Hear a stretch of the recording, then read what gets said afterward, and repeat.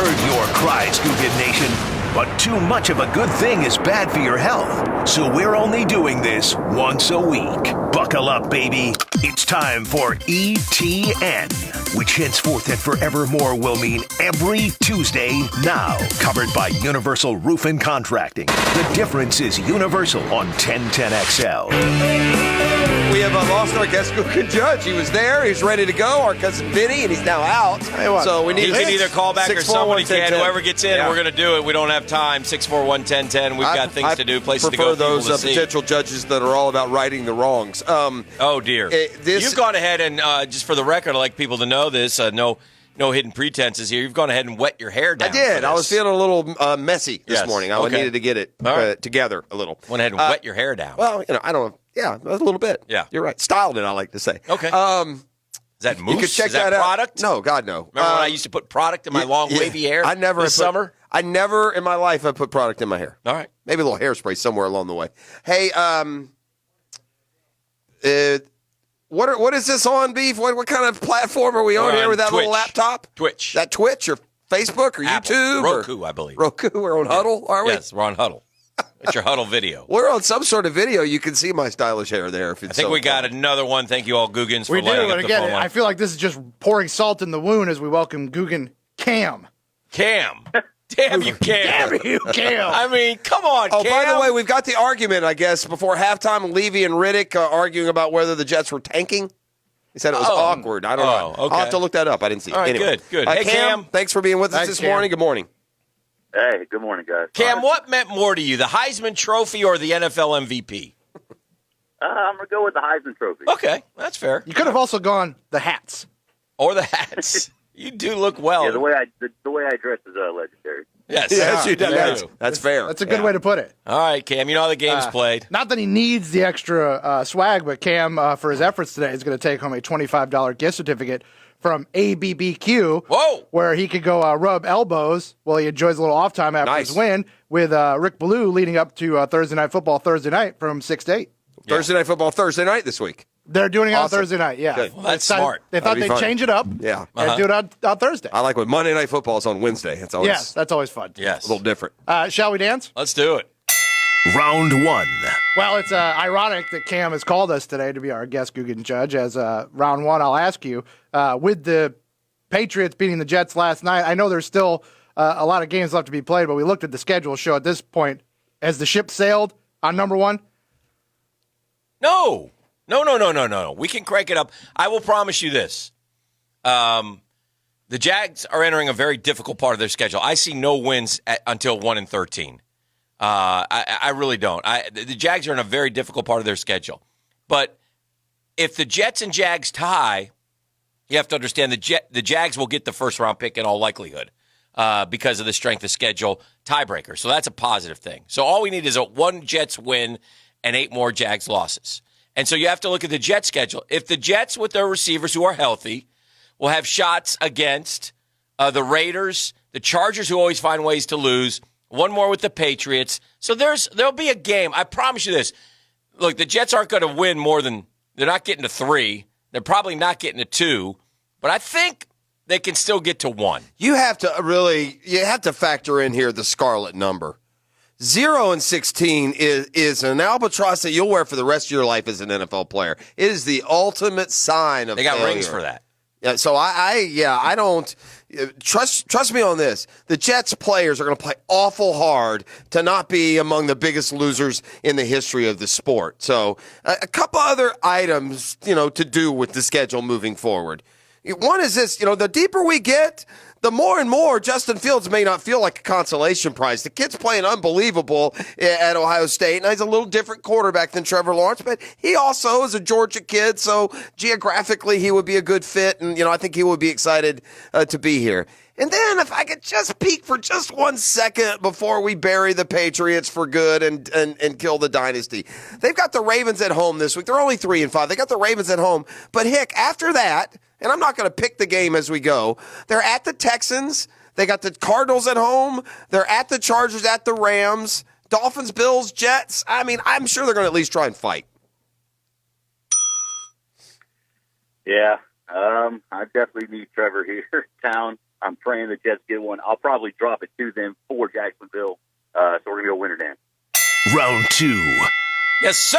That's what I'm talking about on the board. Round 2. Sad. Staying with Face the of sadness.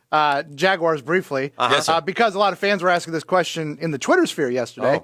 A newly available street free agent. Any interest in Jeff's guy, Tack McKinley? Yeah, no. The last thing we need to do is take somebody else's Derek Harvey and say, yeah, he'll work here. Right? Tack McKinley has been a disaster. It is the most Atlanta of Atlanta things. The Atlanta Falcons took Tack McKinley 4 spots before TJ Watt. That's all you need to know about the Falcons. They are this embodiment of the missed opportunity themselves. So, no, I have no interest at all in Tack McKinley. He has been a complete bust for a team that has as many issues rushing the quarterback as we do here. Listen, under no circumstances are we trying to improve this football team this year, gang. What do we stay the course, Jacksonville? That's why you keep Marone and Caldwell till the end of the year. You don't make any changes. You let them do all their quote out of the box thinking and blah blah blah. But no, we're not getting any players. If you're the owner of this franchise and you've paid a lick of attention, you tell them to shut everything down. There will be no more player transactions. In fact, if a couple guys get hurt, we're not even going to replace those guys. I think you have to. We don't need any help. But in all interest of fairness, it's pretty much the same answer. Winner, Jeff. Oh! Round 3. Might understand that we have a fair E.T.N. judge today. Apparently so. Wow. This is It's week 15, monumental. Give the guy 2 prizes no matter what happens. Week 15, the Jags roll in with 33 guys. They've decided they're not going to add anyone. Roger Goodell has commented on the Jags bringing 14 players to What are those guys doing Indianapolis down there? this weekend? We just wanted to see if you guys knew we were still in the league. Starting at quarterback, Devon Hamilton. Jags only dressing 18. That means a lot of them are going to play on both sides of the Man. ball. Iron Man football. It's going to be great. Old school. Round 3. Looked like Brandon Linder got some pressure on that one from his defensive tackle spot. Dan, I know you're Yes, sir. anxiously awaiting Major League Baseball free agency to get cranked up with your new team and your new owner. Oh, I can't wait. But before that, today they'll announce the Manager of the Year award winners. In the American League, it seems like a slam dunk for Kevin Cash in Tampa, but the NL seems a lot more wide open with Mattingly, Ross, and Tingler as your finalists. Yeah. Does one of those guys stick out to you, or is it more surprising that some other guys didn't make the list, like Snicker maybe? For me, it's a no-brainer. And you know me, I don't like this franchise at all, but the one thing I do like about this franchise is Donnie Baseball. And for me, for him to steer the Marlins into the playoffs and then them to get a playoffs victory, series victory, incredible. I still don't. I guess they are good. I still don't think they're any good, Pras. I don't think the Marlins had that much talent at all. But Donnie Baseball stayed the course. He has gotten, just no talent there for years and years. And he's a good manager if you give him some good players. I would vote for him overwhelmingly. With all due respect to the dude in San Diego, Braves are a good young team. So yeah, to me, it's Donnie Baseball. Yeah, dismissing, I think, a little too quickly the dude in San Diego. Let's make no mistake. The Padres have been every bit as deplorable and awful as the Marlins for a lot of years. Every move they've made has backfired, and they've made moves to get their team better in the past, and whatever manager was there did nothing with it. So Jace Tingler coming over, the Padres won 37 games, which, by the way, just happens to be the third most in all of baseball. Now, unfortunately, they got to deal with the Dodgers over there, and and that makes a big difference. So, I think the Padres skipper deserves notice also. No shot. Marlins are so garbage. Winner, Dan. Yeah, that was not even a fair question. I'm sorry. Yeah, Round 4. What do you mean? There is only one answer by 8 miles. He's going to be the unanimous manager. There's no one even that there shouldn't even be 3 Why are you finalists. attacking the judge? Because he asked the question. You're attacking the judge. No, You're not the attacking judge. the host. I mean the host. Yeah. And the judge. The moderator. Rightfully so. Yeah. The judge. Leave also, the judge alone. The judge. I'm not bothering the judge. You He were attacked bothering the him a host little bit. first. Leave Tom Brady alone.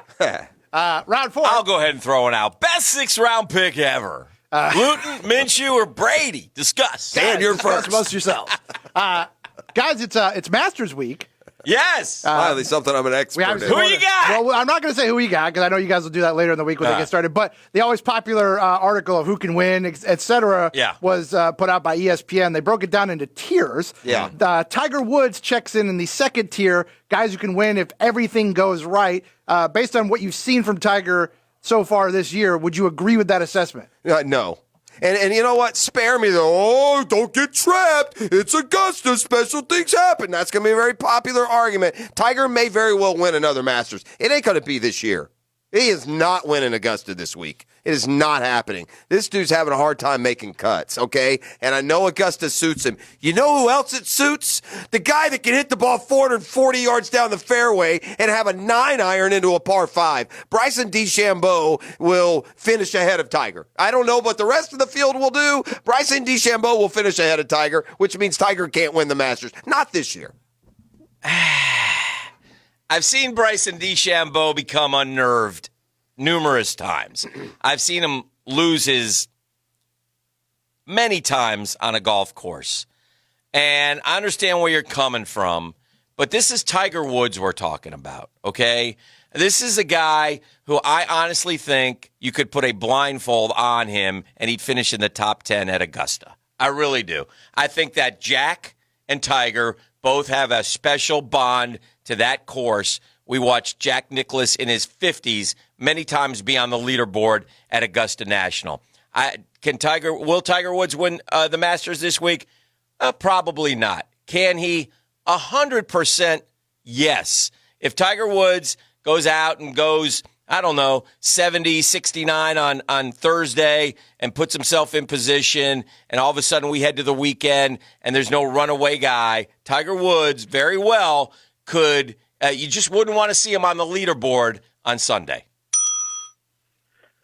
I love Tiger. I think he makes everything better when he's in the running. But I personally think John Rahm's going to win, so I'm going winner, Jeff. Go to 5. Round 5. Round 5. 5. I say this with the caveat that we all agree that preseason polls are useless and pointless, but the preseason AP Hoops poll came out yesterday, and a team that's been very good for many years and we thought was a title contender last year before the tournament was canceled, checks in at number 21. That's FSU. Are you surprised there's not a little more love for Leonard and the program he's built there? Am I surprised? No. Leonard has never gotten any respect. FSU fan hated him for a decade. They wanted to run him out the door. So no, FSU is they're nobody likes him in the ACC. It's all about Tobacco Road in the ACC. FSU is an outlier program, but Leonard finds his 5 stars and he'll compete and they'll be good again. And they've beaten Florida like 6 times in a row, unfortunately. They're a great basketball school. And so, absolutely not. Am I surprised? No, I'm not surprised. They're wrong. They're wrong. They're 100% wrong. FSU deserves respect. FSU deserves to be in the top 10 of the preseason polls until they prove otherwise. Leonard Hamilton has done a magnificent job there for the last 3 years, but no, I'm not surprised. Listen, this happened for one reason and one reason only. If there had been an NCAA basketball tournament last year, a tournament that FSU was going to roll all the way into the Final Four by my projections, I've looked at my PPI, the Prosser Power Index, and I had them advancing all the way to the Final Four. This would be a different narrative. So, you should be surprised. I mean, FSU has made runs to the Elite Eight, the Sweet 16 in the last few years, and last year they had already wrapped up the ACC. The big bad ACC had already been wrapped up by FSU. And I know that basketball writers have been a little confused and addled. They've had to make their way through coronavirus. They barely know what the hell's going on. But if you think FSU is a 6 seed heading into the tournament, then it's time to find a new profession. Pretty much. I was going to give this to Dan until he said that FSU deserves respect. As a Gator, I can't do that. Winner Jeff. What? Woo! Cam! Thank you, Cam. Cam, Thank you in! for righting the wrong. What just happened, Cam? So many of the just terrible. Come on, Cam. Cam. First you stick me in the back with a knife last night, then you turn around this morning and do it. Smart man. Damn you, Cam. I never get to have a winner's speech. He just starts screaming the concession speech before I even get to acknowledge shut your mouth. Another mental beatdown of my co-host. What are you talking That's about? going to do it for E.T.N. Thank you, Cam. Thank you. Do you have his info beef? Can we get a recount? Oh, Can he's we got his get a info. recount, Jacksonville? All right, he's talking to him now. Tell him he's a great man and have a wonderful day. Don't you talk to him. I'm talking to him, Beef. I'm talking to him. I'll be back. He's not listening to me. I am. I can't hear anything He told else. me in my ears, he said, bleep you, Dan. I like that. That's even better. He goes out with even a bigger flourish. All right.